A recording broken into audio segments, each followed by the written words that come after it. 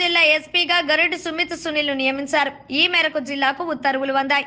ప్రకాశం జిల్లా ఎస్పీగా 50 రోజుల పాటు పనిచేసిన పి పరమేశ్వర్ రెడ్డిపై ఎన్నికల కమిషన్ వేటు వేసింది.